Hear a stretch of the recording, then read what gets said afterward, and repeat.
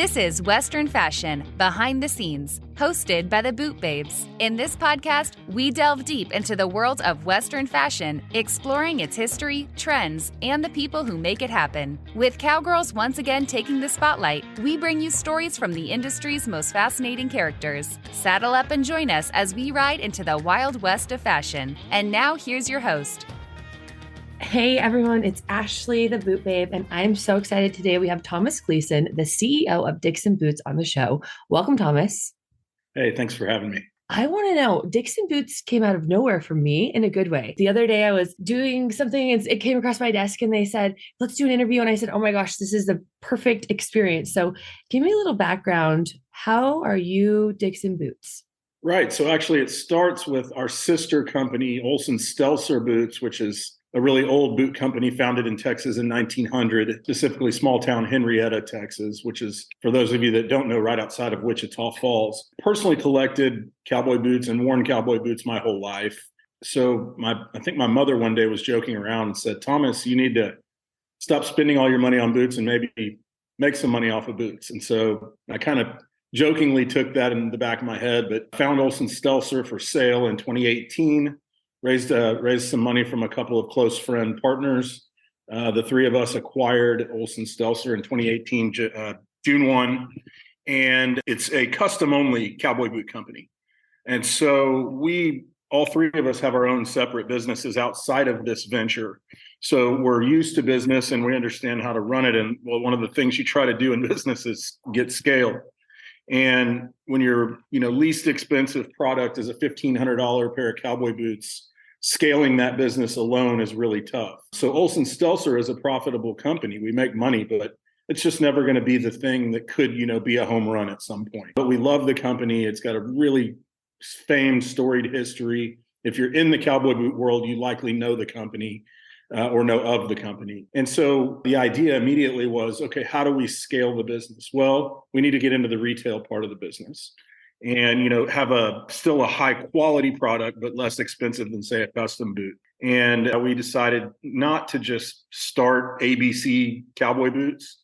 So we looked around and we found that Dixon had gone out of business. Dixon was founded in 1889 in Ardmore, Oklahoma. In the 1940s, 1945, I believe, the two sons of the founder were running it. Andy and Noble Dixon decided to move from Ardmore to Wichita Falls, Texas, which you can see a theme there. In North Texas, back in the early 1900s to mid-1900s, a lot of cowboy boot companies originated in North Texas, specifically in or around Wichita Falls for some reason, I'm not sure, other than it was an oil boom town back then. And my guess is a lot of people were buying cowboy boots, and so companies just either moved there or formed there or both. And so we talked to the last remaining family member of Dixon, Johnny Dixon, who still lives in Wichita Falls. He's in his, I would guess, early 80s now. And it was his father and uncle that were the ones who moved the company to Wichita Falls in 1945. And we got with him and didn't really need his permission since the company had gone out of business. But we thought, hey, we ought to, at least tell this guy what we want to do and see if he's okay with it. And sure enough, he was okay with it and was actually excited about it. And so we are currently resurrecting the company. We've been working on it for a year and a half. When I say we, I mean me, because I'm the CEO and the warehouse boy, and I do the shipping and the mopping and whatever else you want to call it there. You're the everything. Okay, I love this. We run currently we run on very little overhead, so which is a good thing. Investor capital isn't wasted at all, and we only spend money on what we absolutely need at this point. But it took us a year and a half to go through the boot sampling process, interviewing boot makers. Unfortunately, if you're in the retail boot business, you can't manufacture in the U.S. and compete. You just can't do it, unfortunately. So we were not about to go to China or India to do anything over there. So Mexico is really, in our heads, our only option. And we've interviewed a number of bootmakers, and we have a great boutique bootmaker in Leon, Guanajuato in Mexico, which is the bootmaking capital of Mexico, just as if you make boots in El Paso, which is where our custom boots are made, that's the bootmaking capital of the U.S. And then we went through the process of sampling boots, doing size runs to try them on, make sure they are the quality that we want, make sure they wear well, they don't tear apart, after 5 wears or anything like that. And so here we are. We rebranded the business, Dixon Boot Company, and we designed some boots that initially we thought were a kind of a nod to some boots that were Dixon's in the past. but also giving them kind of a more modern twist. And we just relaunched our first 600 pairs of cowboy boots in December. And here we are in February, a couple of months down the road, and selling boots and learning, how to get people to really notice your brand and actually make a purchase. Okay. So how do you get people to notice your brand and make a purchase? You hire an excellent marketing team, which we've done. We have a great marketing team, Cannon Marketing Company, and Katie Cannon, who runs it, has got a great team. And they do. We have had so many people contact us and reach out to us saying, "Wow, your marketing, your social media, et cetera, is all just incredible, and we want to do this, that, or the other." And I think that may be how we're connected. Maybe indirectly. I think Katie or one of her team members may have reached out to you at the Arizona Cowgirl show a few weeks ago. One of our boot designers was showing her artwork there at the show, Elizabeth Dryden Fine Art. Yeah, I saw Elizabeth and it was super fun because I love boots, right? And I was like, what is this cowboy boot I don't know about? Someone explain it to me. And so they were fast to get on it. So good job. Great marketing team. Super good. So you launched in December. I have a couple questions about your awesome story. First, congratulations. Really, really inspiring because a lot of people, right? Yellowstone is booming. Let's be honest, right? You're like riding a Yellowstone wave. So you launched in December. NFR? Nope, just online, strictly online right now. So we didn't really quote unquote launch around a specific event. We just had our boots in stock and said, okay, people come to the website and buy them, or since we do have a custom boot company, we have a studio so they can come and try them on in the studio if they want to, before they order online. Okay, where's that studio at? Specifically here in Dallas. I'm here right now. It's at 2911 Turtle Creek Boulevard. Suite 1100 here in Dallas, 75219. We basically do all of our custom fittings and measurements here, and a lot of design work as well for the customers.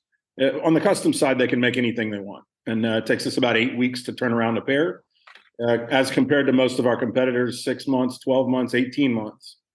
Yeah, 8 weeks is really fast. Yeah, when I tell people 8 weeks, they're like, "Oh, you mean 8 months?" I say, "No, I mean 8 weeks." You're like, hey, look, I'll show you how to make some people happy, right? Because you're about customer service. I see that, which is really exciting. So 8 weeks, and what do they run? What's your custom? The customs run anywhere from 1,500 up to whatever you can dream. Okay. Really the most expensive pair we make that's advertised is about 5,500, which is alligator top to bottom. But our average price is around 2,000. Okay, yeah, that's good. Can I see these boots online, some of the customs, or where could I see the custom boots? We have tons of examples on the website and on Instagram. Website is olsenstelcerboots.com, and social media is at Olsen Stelzer Boots. Okay, let's spell it one time just for good. Right, yeah. Olson. Yeah, Julius Stelzer and Carl Olsen, and the late 1800s were working for Justin Boot Company. That's how they met. And they started the company in 1900, and it's their last names, and it's a tough one to get out, but it's Olsen Stelzer, Olsen Stelzer. No way we could change that. It's been a brand for 123 years now, so it is what it is on that one. Dixon's a lot easier to remember. Yeah, I see you went with an easier, more palatable name. That's exciting. So the styles that are on the website for Dixon Boots, so if someone's listening to this and they want to go get the boots, it's dixonboots.com. And how many styles? You have 4 styles out. So we have one style in men's, 2 colors, a brown and a black. And we have 2 styles of women's, 1 color each, a brown and a black. We will be doubling that number this year. And so we're really excited to, have more options than just the few that we have to start with. But as an investor group, we decided, hey, let's start with a small amount in case this idea that we have doesn't work, instead of, spending a ton of money on a bunch of different styles and then it doesn't work and we've wasted a bunch of money. So we decided to go small at first and grow from there. Awesome. I saw an ad with the Conservator. Do you know? Oh, yeah. Mm-hmm. Yeah, a red pair of boots. Are those available to buy? Only through them currently. Only through them currently? Yeah, so we collaborated with them on that, and they are the only ones selling those through their site at this time. Okay. We are coming out. The red boot will be one of our new colors, but we won't have that because their boots all have TC on the pull straps. for the conservateur. And we'll come out with that boot without that on the pull straps later this year. That's fun. Well, maybe we'll have to do a boot babe one. I have like these women, they want the boot babe one, and it's fun to work with someone who's really open-minded to that. What's been the biggest hurdle while you've been starting this? If you could give someone advice that's like, I'm going to start a boot company, because you bet you when they hear this, they're going to be like, oh, that's what I'm going to go do. Tell me about the struggles. Like I already mentioned, the struggles of trying to scale a custom boot company. So we've already talked about that, but I would say I learned a lot in the, let's say, 3 to 4 years that we've owned Olson Stelzer that have benefited me in launching and going through the process of launching Dixon. Without having that previous experience at Olson Stelzer, I couldn't imagine being able to even, manage it at this point, because we now have our bootmakers in Mexico for Dixon only because of our relationships through Olson Stelzer. So to find the right bootmaker, that would have been really hard. But since the Olson Stelzer experience has helped us with actually multiple connections that are beneficial to Dixon. So those, I guess, aren't really struggles unless we wouldn't have had the Olson Stelzer experience. But I guess something that's been a little different than I expected was I thought launch, sell 100 boots on day one online. That's not the case. Okay. So it's definitely a process of marketing and branding. We're not selling 100 pairs of boots online a day right now. I mean, we're only 2 months old, so to speak, in the public eye, at least. So that's a process that we're growing every day through marketing. And I'm starting personally to go around, traveling around Texas and around the South pretty much every other week doing pop-ups. That's another way to get our brand out there, get us noticed. And we're doing them in conjunction. Like last weekend, we did something in Fort Worth for the Fort Worth Rodeo. This weekend, I'm headed to McAllen, South Texas tomorrow. Some friends of mine are the band Midland, the country music band. Well, they have a concert in Mercedes, Texas tomorrow night. So we're doing a pop-up next to their merchandise stand at their concert tomorrow night. That'll get us a lot of eyes. And then I've got plans for Houston, Austin, San Antonio. Where am I going? Nashville. 2 more events in Dallas coming up. So I've got a busy schedule coming up just for getting actually in front of people's eyes. Yeah. Not online, but in person. Yeah. Yeah. So when they do try them on in person, what's been the biggest feedback? Like, how do they fit? Almost every men's boot we've sold, and we've sold a lot more men's than women's so far. Almost every men's boot has fit true to size exactly. Women's are running about a half size big. And I don't know that that's the only thing I can think of is obviously what I'm about to say does not pertain to you. But I don't think a lot of the women we're selling to know actually what their cowboy boot size is. I think they're asking for the size their heels are, and cowboy boots do not run the same size as heels. I agree with you. And then I don't agree with you on another part, but I want to hear more. So the men's boots was interesting. So did you run 300 men's and 300 women's? We did. And then you've sold more men's than women's, which is by interesting. far. Do you think that's because of you? Because you're the owner and you know a lot of people that need them and you have that like community? Well, not that they necessarily need them, but I've basically told every one of my guy friends if they want to remain a guy friend of mine, they're going to buy a pair. So, consumer. Okay. another way to get it out. You must consume or you're not my friend. Okay, like this. And then the women's ones. Yeah, if I'm going to size someone, I just ask them, what's your tennis shoe size, because that's what I wear a 9.5 in a tennis shoe. I wear a 9.5 in most. I'm probably going to wear a 9 in your boots. Now there's a few boots that I do wear a 9 in, right? There's some like Stetson has a wider, bigger last. And that's what people don't understand, right? Buying boots on the internet for a woman is really challenging because there's no size standard. And this is why I thought it would be fun to interview you today and kind of see how you felt about the size standard. I'm coming up with an app that I want to be able to plug people's boots into so you can see like, oh, I wear this, whatever other brand. Awesome.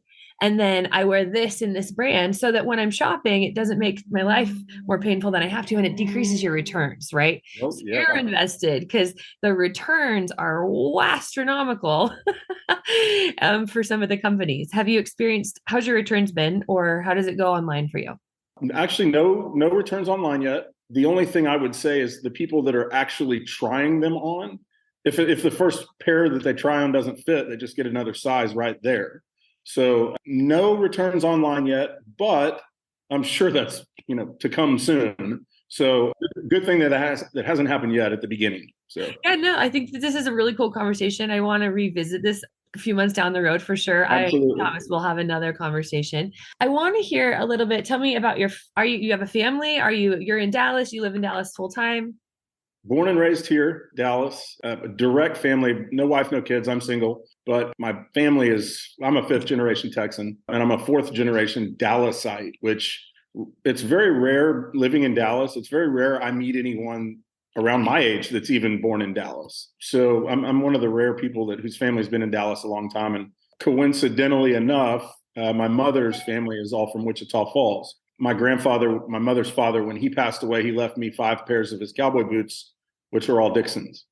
And so there's a little bit of a sentimental reason that I went into the Dixon market as well. And actually got a pair of my grandfather's with me right here. These were Dixons from the 1970s. So really neat. And let's look at the bottom, right? So bottom. hand welts, the welts, right? So the nails that go in there, people don't understand, like those, usually they keep them in their mouth or whatever. It comes out of your mouth and goes right into the shoe. Do you guys have a how it's made video up for your boots at all? Or not yet, but that's in process. Okay. That's a really neat way for people to see how things are done. Okay, Thomas. So if you're going to leave like a legacy and you leave something behind, what do you want people to feel like when they wear your boots? I saw that question on your intake, and that was the one I really sat there for a little bit thinking about what I wanted to say to that.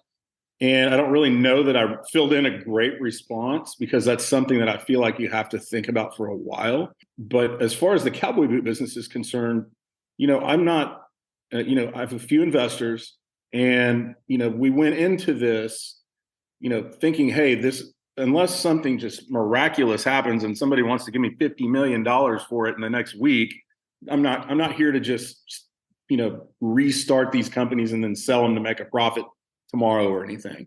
I'd like to build the companies back and, maybe one day a sale because our investors are in it to make money. And so are we. For me, being the CEO, it's got some passion involved in it too. My investors, they enjoy the idea of the cowboy boot business, but they own dress shoes. I don't even own dress shoes. I wear cowboy boots every day. So it really would be if and when the time would be right to sell Dixon and Olson Stelzer, it would need to be to someone or a group that's probably not a private equity company that's just going to try to slash and burn and, get every penny out of it they can and cut a bunch of stuff just to resell it in 3 years. So we would probably want to sell to a strategic, investor or someone already in the cowboy boot business who loves doing it. Mr. Buffett owns 40% of the cowboy boot industry. Justin, that on here. Yeah.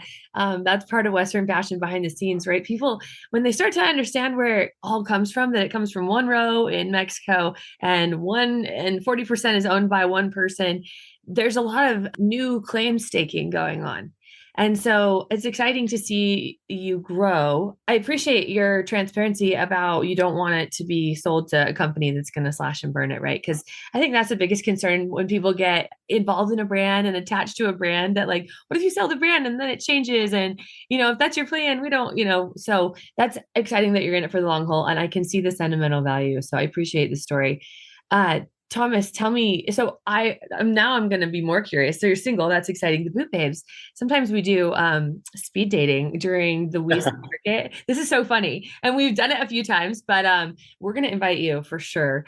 And we have lots of... I do date. I just haven't found the right one yet. So yeah, it's got to be hard though right now dating. I fortunately do not have to date. I've been in a great relationship for 2 years. And so I'm not on the market and I don't know, but dating right now seems very challenging. Tell me how, you're I go, yeah, what's your, well, dating isn't, I don't think challenging I go on plenty of dates. I guess I'm, a little bit too picky. Or as my mother calls it, Thomas, you think you're better than you are. Oh, no. Okay. Well, I think there's the perfect person out there for everyone. And so if watching this and they want to get a hold of you, how do we I'm not quitting. No, I don't think you're giving up. And I'm excited because this is fun. I think getting to know people on a sentimental level and also in a business level is a great introduction. And how else are you supposed to get to know someone? It's better to have someone neutral interview you and really come from a place of curiosity. So, Thomas, how does someone get a hold of you? Are you on Instagram? Personally? Yeah. Oh, yeah, sure. Yeah. At Thomas Gleason 3, which is the number 3. Okay. I do keep it private, but if somebody wants to request me, that's fine. I'm happy to accept their request. But obviously our businesses are all public sites, but I do keep mine private. But happy to accept requests, friend requests from anyone in the Western world. Awesome. So I am so excited. We're almost out of time today on Western Fashion Behind the Scenes, but I do want to leave with one thing, which this is like the surprise question. And that is like the end of your life, right? We're here again. And someone has the boots. What is the message that you really want them to feel? Like, what do you want them to know from the boots that they're wearing? Okay. So this goes back to what we originally talked about in Dixon with my partners and I. Is in the recent past, let's just say the last 35 to 70 years, there's been a lot of new cowboy boot companies come on the scene. And I'm not going to sit here and name anybody's names, but everybody knows who's new and who's not. And they all seem to be racing to the bottom to sell the cheapest price boots. And we are more expensive, sometimes twice as much as expensive. And we are that because we are twice the quality of the boots. You're going to buy our boots and they're going to be just like I have my grandfather's Dixons from the 70s right here. You're going to pass them down. You're going to wear them. You're going to pass them down. The best friends of these new boot companies that I'm referring to are the boot repair shops. They love them because they constantly have to fix their boots. Well, if our boot in the first year needs to be fixed, you're getting a new pair. That's just the bottom line, because you're paying more for us, but you're paying more for the quality and for the long lasting durability of the boot. So you can pass them on to your grandson like my grandfather did for me. Thomas, that was a great answer. Thanks for helping me out there. You're so fun. I appreciate you coming on today. I will put all the links to all of the information that Thomas gave us about Dixon Boots, about Olson Seltzer Boots in the comments below. If you're listening and this is your first time at Western Fashion Behind the Scenes, make sure you go listen to the other episodes. Thomas, we're going to catch up with you in a few months, okay? We're going to Can I say something? One last thing? Yeah. Okay, so on the Dixon Boot website, I wanted to make sure to get this in. Earlier this last week, a gentleman emailed us a letter that he found in his late mother's back of his closet. And I know you can't see it on here, but I'm going to paraphrase it for you. It's got the Dixon Boot Company letterhead. It was written October 31st, 1957. And it was from Andy and Noble Dixon, the owners of Dixon at that time, authenticating a pair of boots. This woman, the person that contacted us, his mother who passed away, we wish to inform you that the boots number 4799 were ordered by the late Hank Williams Sr., January 22nd, 1950. So this is them right here. I know it's kind of bright in the background, but he sent us the picture of Hank Williams Sr.'s boots that were made by Dixon in 1950. And I have personally made an offer to buy those from them, and they're considering the offer that I've made. But it's just really neat to see stuff like that. I mean, if you take Dixon and Olson Stelzer both, we made boots for President Truman, President Eisenhower, John Wayne, Hank Williams Sr., as we just showed, Roy Rogers, Gene Autry, Patsy Cline, Dolly Parton. I mean, you can go on for hours and hours of why both of these companies are great together. And I think they're going to be mutually beneficial to each other. So I'll end with that. Sorry, I forgot I wanted to bring that up. No, I think that's a great way to end. I mean, I feel like I get to try them on soon, and I'm so excited because I want to know. And I feel like if the listener and the viewer wants to know. So we're going to catch up with you though again and see if you got the boots, A, and how the sales are going, B, and what else you've learned about the market of returns, because we're curious. So and I need to let you know that you'll have a pair of Dixons in your inbox here pretty soon. Oh, you're so sweet. I'm so grateful. Yes, I'm so excited because the boot babes want to know how they fit for sure. Great. I am so excited. When you come back, yeah, those are the things we'll talk about. Thanks for being on today, Thomas. This is Ashley, the Boot Babe, signing off from Western Fashion Behind the Scenes. Thank you so much. Thank you. Bye, y'all. Yeah. Thank you for listening to Western Fashion Behind the Scenes, hosted by the Boot Babes. If you want to stay up to date with the latest in Western fashion, make sure to subscribe to our show and follow us on social media. We'd love to hear your feedback and suggestions for future episodes, so feel free to reach out. Until next time, keep rocking those cowboy boots.